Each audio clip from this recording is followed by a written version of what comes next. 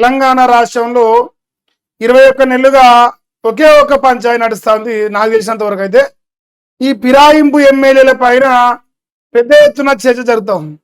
So నువ్వా నేనా, నీ దమ్మెంత నా దమ్మెంత, నువ్వెవడవు నేనెవడవు, ఇదంతా తెలుసుకుందాం అని చెప్పేసి డే 1 నుంచి అంటావు.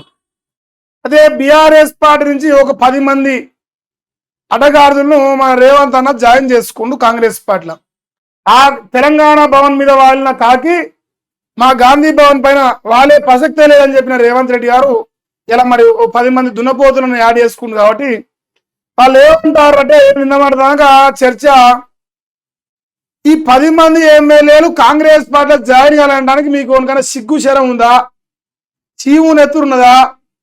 ప్రజలందరూ చూస్తుండగా పట్టపగటీలు కండువాలు కప్పి ఇలా ఇజ్జతిమానం అన్ని వదిలేసి అవి పార్టీ కండువాలు కావు, దేవుని కండువాలు లేదంటే జాతీయ జెండా కండువాలు అని చెప్పేసి మాట్లాడి దుర్మార్గమైన చేతగాని దౌర్భాగ్యమైన పరిస్థితికి మరి మా రావణ్ ఏమంటానంటే అలా ఇగో రాజపై మీరా మేము చూసుకుందాం, ఎన్నికలకు పోదాం, ఎవరి దమ్మెంతో ఎవరి పతాలెంతో తెలుసుకుందాం అంటాను. సో నేను కూడా అందుకే మా రేవంత్ అన్నకి ఏం చెప్తామంటే, ఇగో రావణ పిలుస్తాడు, మనం కూడా సిద్ధంగా ఉండాలి, ఎన్నికలకు పోవాలి, మన దమ్మెంతో మన పతాలెంతో చూపించాలి. ఇక తెలంగాణ రాష్ట్రంలో ఎవడు మునగాడు ఎవడు దద్దమ్మ అని కూడా తెలిపోవాలి రేవంత్ అన్న.